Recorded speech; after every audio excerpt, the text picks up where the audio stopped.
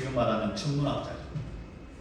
이들의 눈에 보이는 큰 별, 우리가 새벽에, 저도 새벽기도 나올 때 한 번씩 하늘을 보는데 하늘이 반짝반짝 빛나는 큰 별이 있어요. 금성. 하늘에 반짝이는 별은 어두울수록 더욱더 환하게 비칩니다. 동방박사들은 이 별을 찾아서 누구를 찾아왔느냐? 이 별을 쫓아서 도착한 곳이 마국간입니다. 이 마국간에 한 아기가 태어나요. 이 마국간에 태어난 아기는 누구신가? 지금부터 2000년 전 그 마국간에 태어난 아기는 보통 아기가 아닙니다. 그 아기는 하나님의 아들이십니다. 그래서 우리가 메리 크리스마스 성탄을 맞을 때마다 다시 한번 역사 속을 되돌려봅니다. 우리 옆 사람하고 이야기합시다. 예수님이 태어나셨습니다. 어디에? 산부인과가 아니라, 울산대학병원이 아니라, 무슨 조산원이 아니라, 마국간 그 말 구유. 우리 식으로 말하면 소여물통. 소여물통에 태어나요. 왜? 자리가 없어요. 바닥은 그 배설물이잖아요. 그래서 더러운 거예요.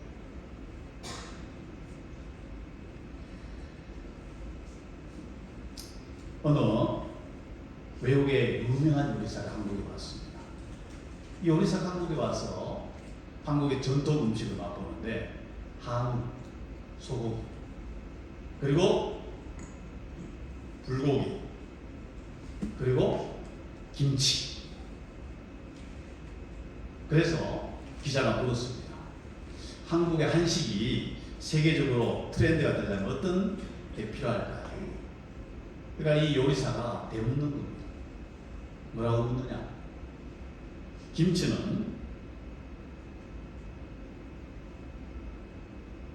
어디서 왔습니까? 김치는 반찬입니까? 전체 요리 중 하나입니까? 그런데 기자가 하는 말이 김치는 반찬입니다. 김치가 전체 요리가 아니잖아요. 밥 먹을 때 총각김치, 파김치, 열무김치, 배추김치, 물김치, 또 뭐가 있어요? 깍두기, 또 전라도에서 나오는 갓김치. 누가 말했어요? 선사님 역시 식당 전문가 다르시네. 이 갓김치, 이게 진짜 좋은 거예요. 갓이 영어로 뭡니까? 갓, 하나님. 갓김치는 하나님 김치다. 갓김치. 맛이 좀 독특하면서 맛있죠. 근데 이 외국 요리사 하는 말이 김치가 왜 매울까?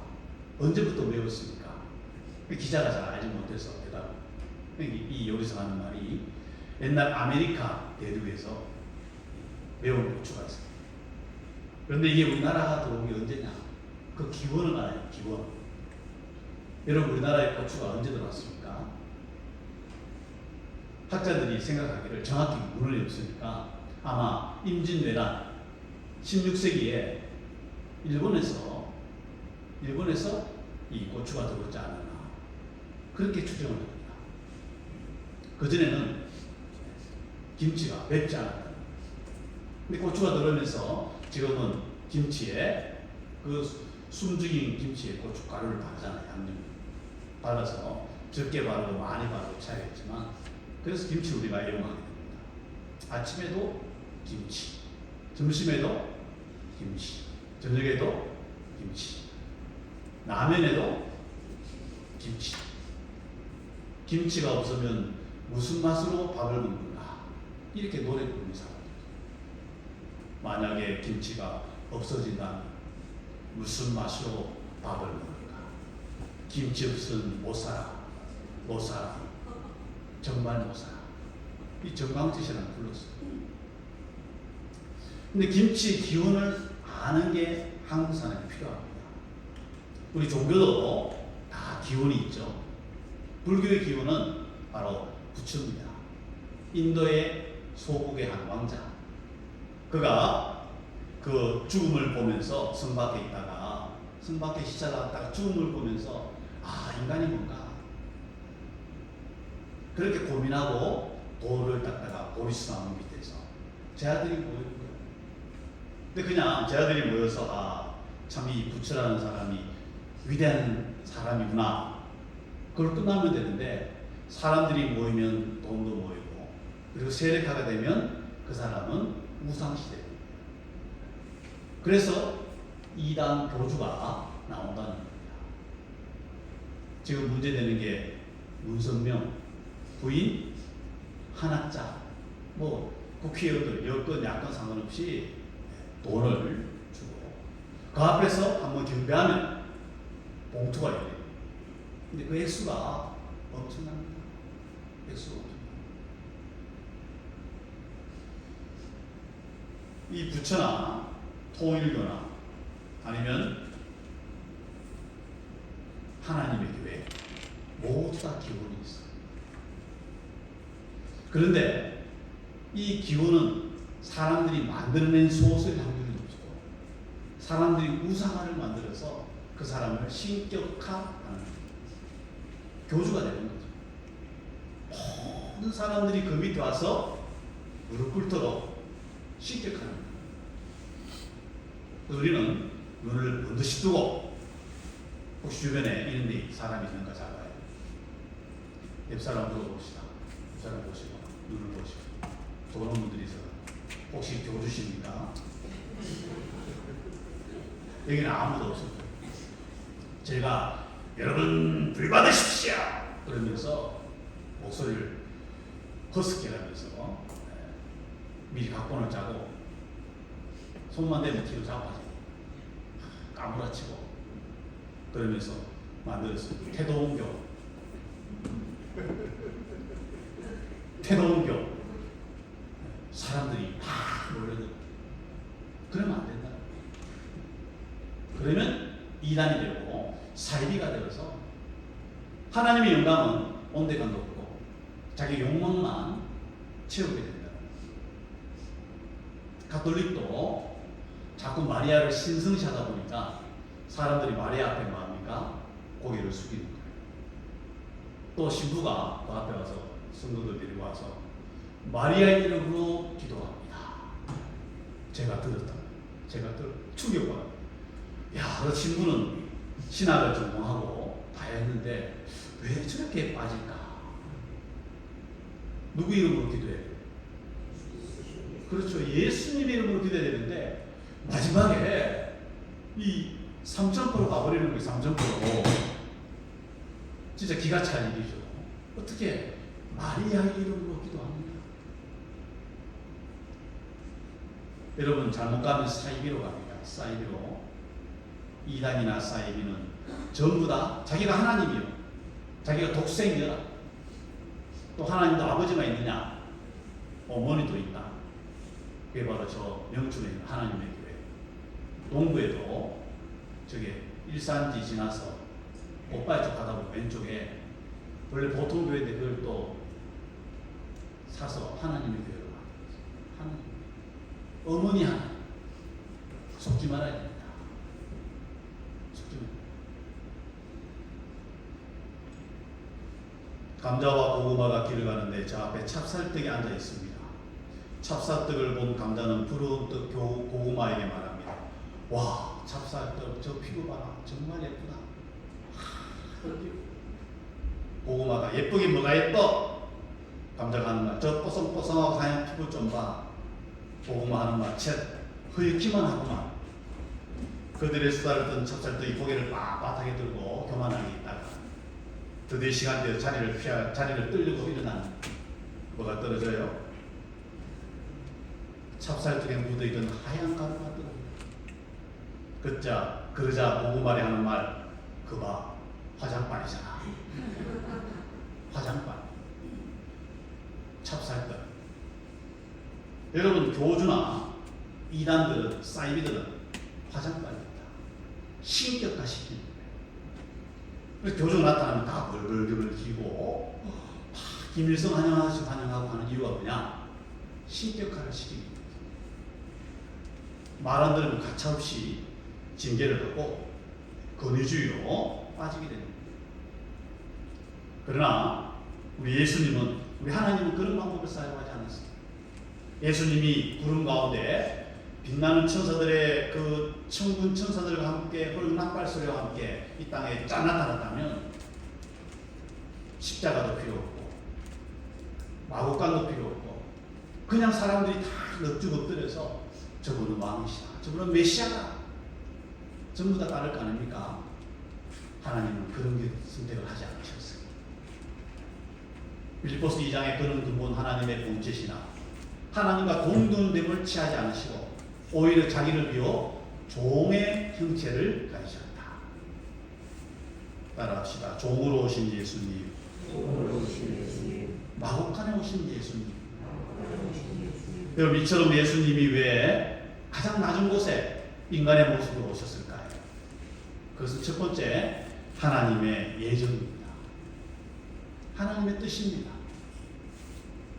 하나님의 뜻은 우리를 구원하시는 것입니다. 창세기 보면 하와가 뱀의 유혹에 넘어가 버리잖아요. 그리고 하와가 또 남편한테 이야기하니까 아담도 같이 따먹고 공범이 되고, 그래서 하나님이 약속을 어긴 그 아담과 하와에게 벌을 내리십니다. 뱀에게는 무슨 벌을 내립니까?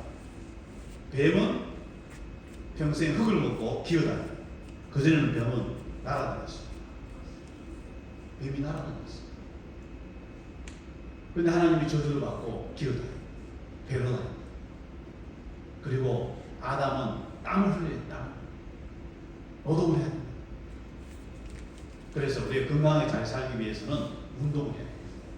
땀을 흘려야 됩니다. 땀을 흘리지 운동하지 않으면 오래 못 살아요. 질병이 오릅니다.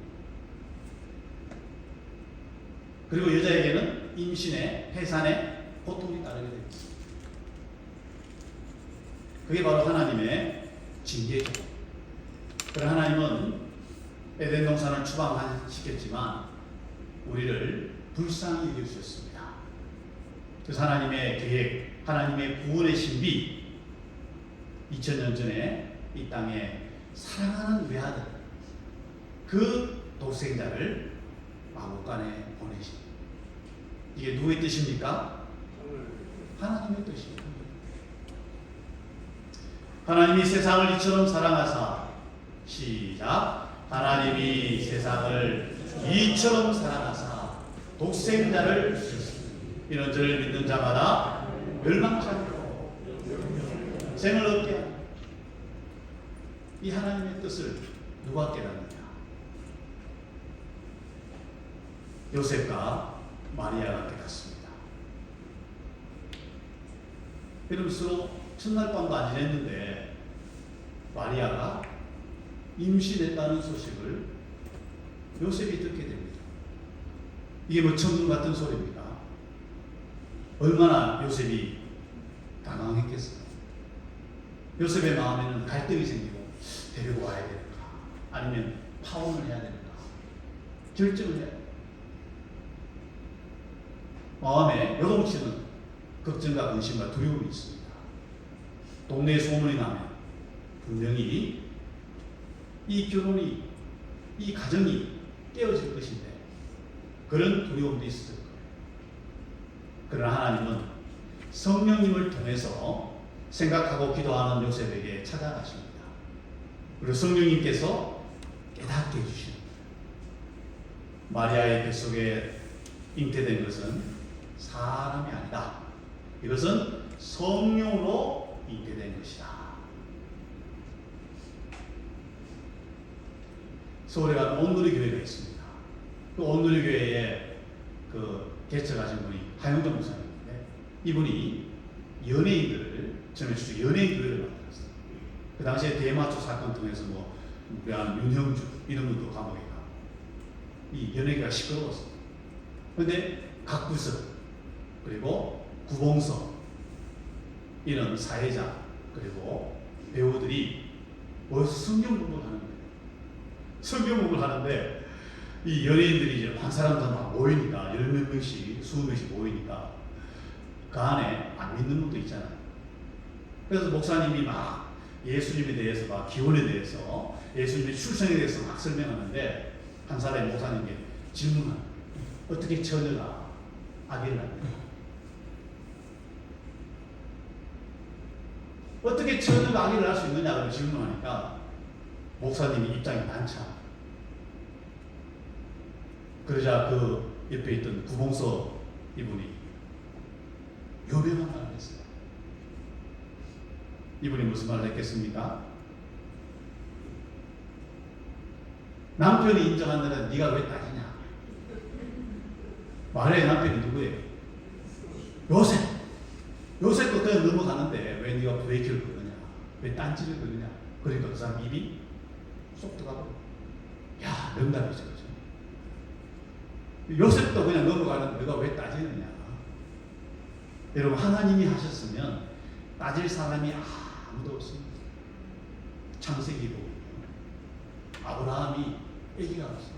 남편의 아내 사라가 아기가 없는데 나이가 99세. 그 아브라함의 부인 사라는 89세, 90세. 그럼 뭐가 없어요? 생리가 없잖아요. 그러면 자연적으로 아기를 가질 확률이 제로입니다.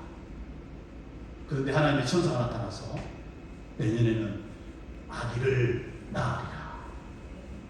그러니까 여러분처럼 아멘하면 되는데 사라가 웃었어요. 하도 기가 차고 순사가 칼을 차고 김밥 옆구리 터지는 소리를 하니까 사라가 하도 가짜나서 웃었다. 하하. 근데 1년 후에 점점점 배가 불러서 이삭을 낳아. 하나님의 능치 못할 수 없다. 능치 못할 수 없다. 여러분 처녀가 아기 낳는 것 하나님의 능력으로는 가능한 것입니다. 이 사람의 생각으로 자꾸 생각하다 보니까 의심에 빠지고 불안하고 답답한 거예요. 요셉은 성령으로 잉태된 것을 성령의 지시에 의해서 깨닫게 됩니다. 그러니까 마음에 뭐가 찾아옵니까? 마음에 평안이 찾아옵니다. 그리고 아내를 데리고 와서 함께 호적하러 가는 거예요. 그래서 하나님의 뜻은 불가능을 가능하게 만듭니다. 하나님의 뜻은 우리를 구원하는 것이었습니다. 하나님의 계획은 분명히 이루어집니다. 그래서 우리는 이 성탄의 기쁨을 누릴 수 있는 이유가 뭐냐? 하나님께서 우리를 구원하기 위해서 이 땅에 예수님을 보내주셨다는 사실입니다. 믿으십니까? 확신하십니까? 의심에 가지 말고. 왜? 성경의 예언이 되어 있습니다. 여러분 이사야 7장을 보시면 우리가 읽었던 이 내용이 나옵니다. 이사야 7장 구약 974면을 보시면 이사야 7장 14절에 아하스 왕에게 이사야가 예언하면서 아하스가 하나님부터 징조를 구하지 못하니까 이사야가 말하면서 그 왕에게 예수님의 태어남을 미리 이야기합니다. 7장 14절 구약 975면 위에 페이지 보면 나오죠. 위에 최고 위에 페이지 975면 찾았습니까? 14절 시작. 그러므로 주께서 친히 징조를 너희에게 주실 것이요 보라 처녀가 잉태하여 아들을 낳을 것이요 그 이름을 임마누엘이라 하리라. 임마누엘 뜻이 무엇입니까? 하나님이 우리와 함께 하십니다. 따라합시다. 임마누엘. 예수님 오시기 전 700년 전에 이사야를 통해서 하나님이 약속해 주셨습니다. 그래서 믿음은 바라는 것들의 실상이에요. 믿음은 약속입니다. 그 약속은 분명히 이루어집니다. 그래서 믿음으로 받았으면 기다려야 돼요. 의심하지 말고. 아브라함이 75세 때 하나님이 약속을 받았어요. 너희 자손들이 하늘의 별처럼 땅의 모래처럼 많아질 것이다. 근데 몇 년 기다렸습니까? 25년. 따라합시다. 25년 안에 해결됩니다. 마음만 뒤죠. 마음만 뒤. 그러나 하나님의 뜻은 분명히 때가 있고 하나님의 계획은 이루어질 때가 있다는 거예요. 700년 전에 벌써 이사야를 통해서 보라 처녀가 잉태하여 아들을 낳을 것입니다. 여러분 아기를 낳는다는 것은 큰 축복입니다. 그래서 정태기 박사님이 이런 말을 했어요.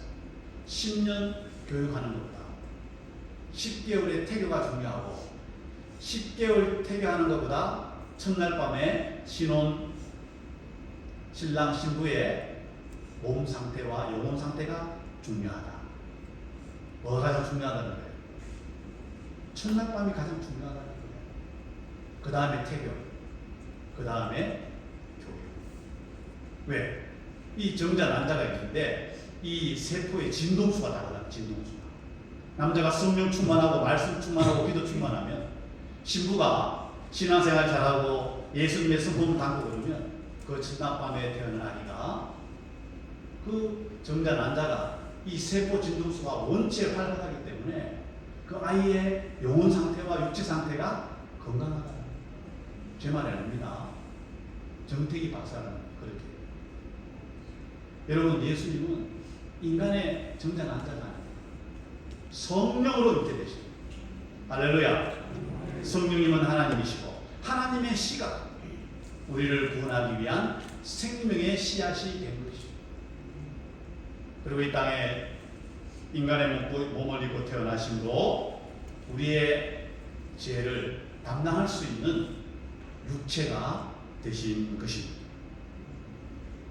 여러분 예수님의 태어나심이 우리에게 왜 기쁨이 되는가? 한 가지예요. 하나님의 사랑. 예수님이 2000년에 태어나신 우리에게 왜 소망이 되는가? 예수님은 우리를 구원하신 메시아이기 때문에. 믿습니까? 보라 처녀가 잉태하여 아들을 낳으리니 그 이름을 임마누엘이라. 또 그분은 누구십니까? 넘겨보시고 이사야 11장 1절에서 11구절까지 멋진 말이 예수님 오시기 700년 전에 이사야서에 다 기록되어 있습니다. 11장 1절에서 1절부터 읽어봅니다. 성경을 찾아야 돼요. 이사야 11장 시작. 이새의 줄기에 산 싹이 나며 그 뿌리에서 한 가지가 나서 결실할 것이요. 자, 스톱. 이새는 누굽니까? 다윗의 아버지. 다윗의 후손 가운데 바세바를 통해서 혈통이 이어져 오면서 마리아에게 예수님이 땅에 태어나죠. 그래서 다윗의 후손 이 말입니다. 그의 위에 시작. 그의 위에 여호와의 영 곧 지혜와 총명의 영이요 노락과 재능의 영이요 지식과 여호와를 경외하는 영이 강림하시니 그가 여호와를 경외함으로 즐거움을 삼을 것이며 그의 눈에 보이는 대로 심판하지 아니하며 그의 귀에 들리는 대로 판단하지 아니하며 공의로 가난한 자를 심판하며 정직으로 세상에 겸손한 자를 판단할 것이며 그의 입에 막대기로 세상을 치며 그의 입술의 기운으로 악인을 죽일 것이며 공의로 그의 허리띠를 삼으며 성실로 그의 몸의 띠를 삼으리라. 그때 이리가 어린 양과 함께 살며 호범이 어린 염소와 함께 누우며 송아지 어린 사자와 살찐 짐승이 함께 있어 어린아이에게 끌려 암소와 곰이 함께 먹으며 그들의 새끼가 함께 엎드리며 사자가 소처럼 풀을 먹을 것이며 젖 먹는 아이가 독사의 구멍에 장난차며 젖대 너네 아이가 독사의 굴에 손을 넣을 것이다. 내 거룩한 산 모든 것에서 해도 없고 상함도 없을 것이니 이는 물이 바다를 덮은 같이 여호와를 아는 지식이 세상에 충만할 것입니다. 예수님의 이 땅에 오시고 십자가에 죽으시고 부활하시고 승천하시며 나중에 다시 이 땅에 오실 재림의 예수님을 다 기록하고 있습니다. 따라합시다. 알파와 처음과 나중이 되신다. 처음과 마지막이 되신다. 알파와 오메가. 영어로 말하면 A부터 마지막 이 부호가 뭡니까? Z 같이 처음과 나중이 되십니다. 처음과 끝이 되십니다. 예수님이 오신다는 것은 구원의 시작이에요. 구원의 서막이 열리는 겁니다. 구원의 문이 열린 거예요. 그래서 우리 할 일은 무엇인가? 우리에게 오신 예수님을 기뻐하는 거예요. 우리 예수님을 찬양하는 거예요. 대저 여호와를 아는 지식이 물이 바다를 덮은 같이 여호와를 아는 지식이 세상에 충만할 것이다. 이런 찬양하는 게 왜 중요합니까? 왜 성탄의 기쁨을 함께하는 것이 중요합니까? 예수님은 우리의 기쁜 소식이기 때문에 12월 25일 날 일산지에 가면 이 차 없는 거리 광장을 만들어요. 그래서 가보셨습니까? 옛날에는 차만 다녔는데 주말에 광장을 만들어놨어요. 이름이 청년광장. 근데 동국기독연합회에서 빌렸습니다. 처음에는 동국차 안 빌려준다는 걸 우리가 기도하고 하나님의 뜻이 이루어져서 25일 오후에 하는데 제가 그 동기연 총무라서 갈등이 생기더라고요. 밖에서 하면 무대도 설치하고 앰프도 하고 의자도 놓고 사람도 동원하고 또 경품도 한 100만 원 가까이 준비해서 나눠줘야 돼요. 좀 골치 아파요. 이 총무가 거의 다 합니다. 근데 안 하려고 생각하다 보니까 딱 성령께 생각을 주는 게 뭐냐, 교회에서만 찬양하지 말고 밖에 나가서 세상 사람들이 듣도록. 그럼 앰프 틀어놓고 해도 그건 걸리는 게 없으니까 스피커 크게 놓고 하나님을 찬양합니다. 오 거룩한 만 별빛 반짝이는 거룩하신 우리 주 나셨네. 시간상 여기까지. 그 광장에 또 사람들 왔다 갔다 하는데 커피숍에 있는 사람들, 빵파도에 있는 사람들 다 듣도록 주님을 찬양하는, 주님을 높이는 거예요. 여러분 함께하는 찬양의 시간 되기를 소망합니다. 함께하는 청군처자들이 함께하고 주의 백성들이 함께하고. 참 마음이 아픈 건 어린이 팀을 하나 해야 되는데 어린이가 없어요. 그래서 우리 교회에 어린이 팀이 없어서 마음이 그런데 다른 교회도 막 협조해도 다 안 된대. 다 안 된다고요. 그건 좀 마음이 아파서 그렇지만 어떻게 하든지 간에 성탄을 함께 기뻐하고 축하하고 즐거워하는 행복한 성탄이 되기를 주의 이름으로 축원합니다. 예수님이 이 땅에 왜 오셨습니까? 답해보세요. 예수님이 이 땅에 왜 오셨습니까? 우리를 사랑하시기 때문에, 우리를 구원하시기 위해서. 우리는 어떻게 해야 됩니까? 우리는 영원히 주님을 찬양해야 돼요. 영원히 주님을 높여야 돼요. 우리 입술에 호흡이 끝날 때까지, 우리 코에 호흡이 끝날 때까지, 우리 입술이 열리지 않을 때까지 나 주님의 기쁨 되기를 원합니다. 내가 원하는 것 주님의 기쁨 되기를 원합니다. 우리 모두의 찬양 되기를 주의 이름으로 축원합니다. 나 주님의 기쁨 되기 원합니다. 찬양하며 이름을 드리겠습니다.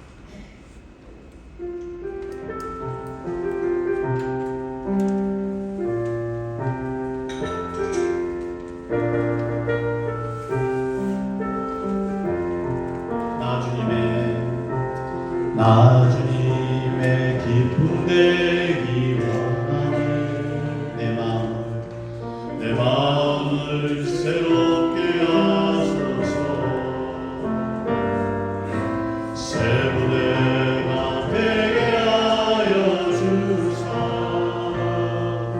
주님의 빛 비추게 하소서.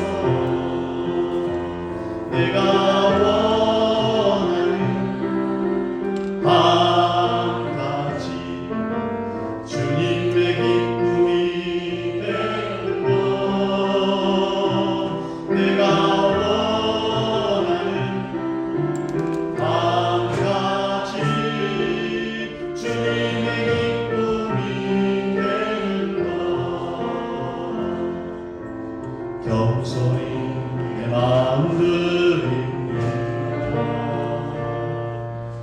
나의 모든 것 하소서. 내 마음 깨끗게 씻어주사 주의 길로 가게 하소서. 내가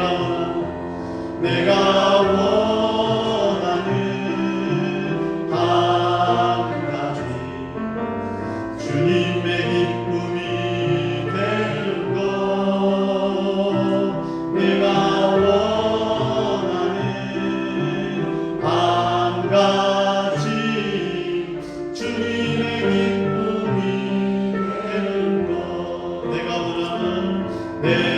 원하는 한 가지 주님의 기쁨이 되는 것.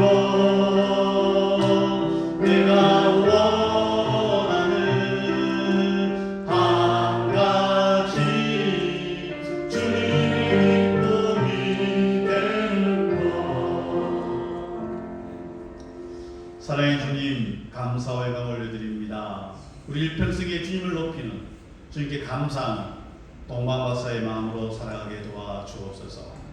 25일 승탄절 축하 예배, 우리도 예물 드리고 기뻐하며 감사하며 평강의 왕을 축하하는 거룩한 하나님의 자녀로 세워 주옵소서. 온 세상에 주님의 평화의 빛이, 기쁨의 소리가 울려 퍼지게 하여 주옵소서. 받은 은혜 감사하며 예물 드립니다. 드린 손길마다 하나님의 사랑과 이 땅의 풍성한 은혜로 채워 주옵소서. 예수님의 이름으로 기도합니다.